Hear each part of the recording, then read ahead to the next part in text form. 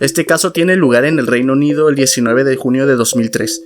Andrew Lamb era conocido como un exitoso hombre de negocios inglés, que vivía una vida de riqueza y lujo en Malta, pero en realidad guardaba un oscuro secreto. Su nombre no era Andrew Lamb, su verdadero nombre era Christopher Westmore, y estuvo involucrado en uno de los casos más brutales y crueles en la historia legal británica.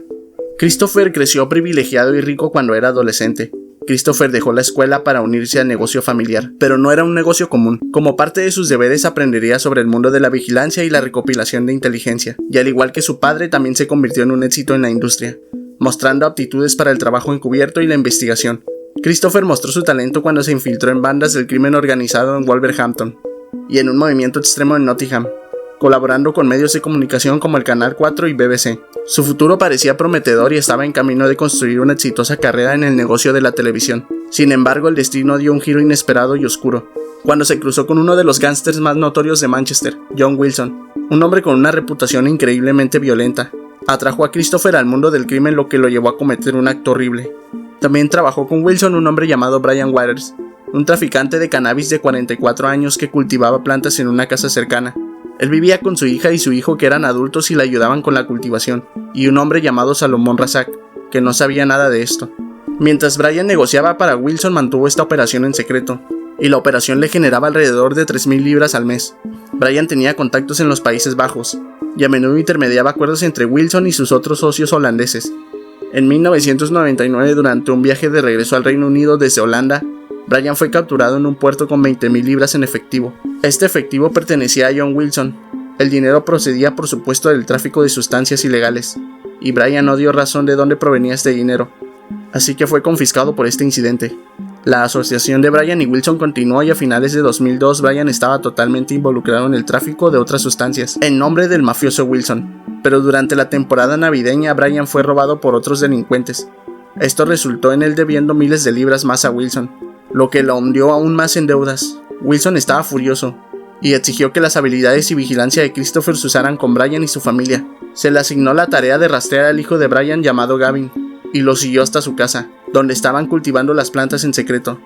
Christopher esperó a que Gavin se fuera y luego entró a la casa y se encontró con la operación secreta. Christopher regresó y le llevó esta información a Wilson, quien estaba absolutamente indignado, porque creía que Brian estaba vendiendo a sus espaldas y sin su consentimiento.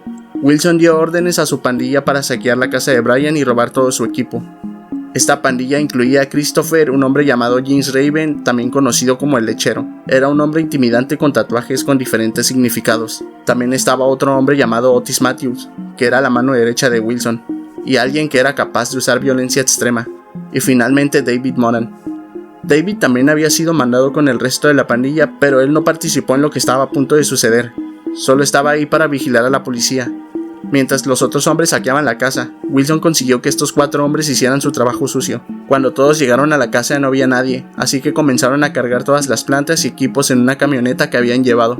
Robaron todo lo de valor, se llevaron la camioneta cargada a otro lugar y regresaron a la casa para enviar un mensaje. Salomón Razak llegó a la casa completamente ajeno a los horrores que le esperaban. Él no sabía que su vida estaba a punto de cambiar para siempre. Fue emboscado por los hombres enviados por Wilson. Cuando entró a la casa, Razak fue herido innumerables veces por puñetazos y patadas en la cara. Los hombres comenzaron a exigirle dinero, pero Razak no tenía idea de lo que estaban hablando. Luego lo ataron con una cuerda, lo colgaron boca abajo y lo sumergieron de cabeza en un barril lleno de agua sucia. Continuaron presionando a Razak para obtener información sobre el dinero, pero Razak respondió diciendo que no tenía idea de lo que estaban hablando.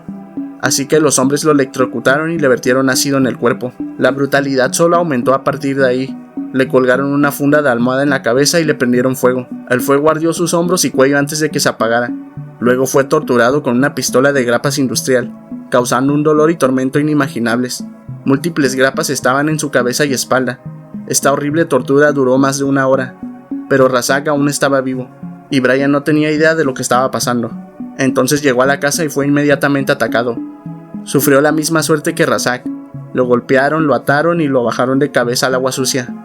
Razak observó con horror cómo Brian era sometido al mismo tormento, pero dieron un paso más allá.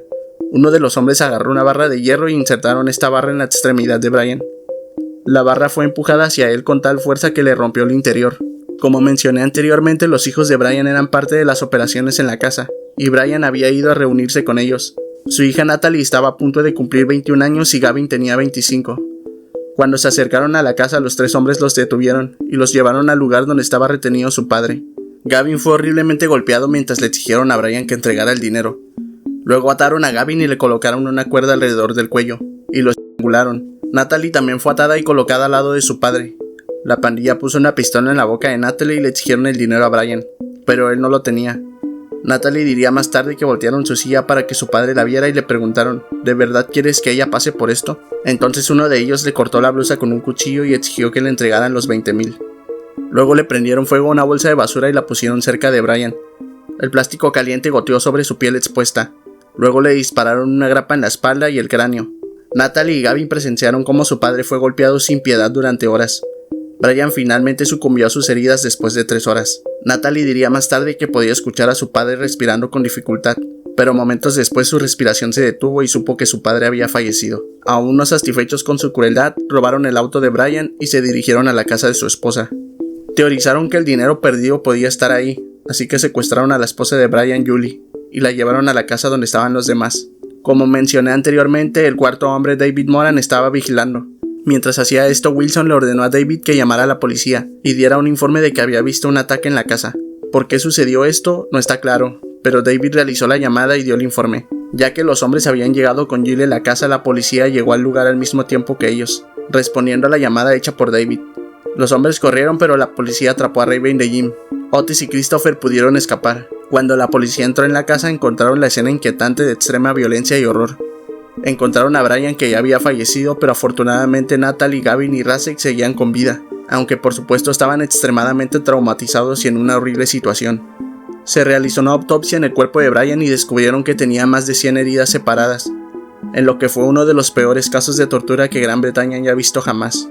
Su interior estaba roto por la barra de hierro, tenía costillas rotas, sangrado en el cerebro, fracturas en la cara, un pulmón colapsado y la lista continúa. Debido a que la policía llegó inesperadamente, los criminales no pudieron limpiar la escena del crimen y dejaron muchos artículos incriminatorios esparcidos por toda la escena del crimen. Se encontraron envoltorios de comida y botellas de bebidas por todas partes. Parecía que los atacantes estaban en una fiesta mientras cometían estos actos horribles. La policía también encontró algo muy extraño en una bolsa de plástico. Y eso no fue todo. Los investigadores continuaron en la búsqueda de más evidencia y encontraron más evidencia condenatoria. Las muestras tomadas de una botella de Sprite y de una cajetilla de cigarros coincidían con la identidad de Christopher, al igual que un guante encontrado cerca de la puerta principal. La policía descubrió que Christopher tenía conexiones con Wilson, usando datos de teléfono como evidencia, y lograron encontrar quién más era responsable por este impactante crimen. Otis y Wilson fueron arrestados junto con David Moran, el hombre que llamó a la policía. Él le dijo a la policía que sería testigo a cambio de una sentencia menor, y se volcó en contra del resto de la pandilla. Luego la policía fue en busca de Christopher, pero descubrieron que había escapado del país. Encontraron imágenes de él en el aeropuerto de Liverpool. Se dirigía a Málaga, donde comenzó una vida como fugitivo. El padre y la madre de Christopher ayudaron en la fuga, lo que más tarde haría que recibieran 9 meses por ayudarlo a evadir a la justicia. Christopher desapareció entre las sombras y pasó los siguientes años evadiendo a la justicia. Sus movimientos durante este periodo de 2003 a 2007 son un misterio. John Wilson, James Raven y Otis fueron los condenados. Estas condenas fueron el resultado de juicios celebrados entre 2004 y 2007. Los 3 hombres se declararon inocentes, pero había pruebas contundentes que los vinculaban con el crimen. Pruebas de ADN, los testimonios de los testigos y registros telefónicos. Los 3 fueron sentenciados a cadena perpetua. Otis y Wilson recibieron una pena mínima de 24 años. David Moran fue sentenciado a 21 meses por su participación en el asesinato de Brian. David recibió una sentencia menor porque ayudó a la policía con el caso. Por eso él permaneció en protección de testigos por el resto de su vida. Mientras Christopher se mudaba de un país a otro, encontró refugio en el paraíso mediterráneo de Malta, donde asumió una nueva identidad. Ahora se llamaba Andrew Lamb.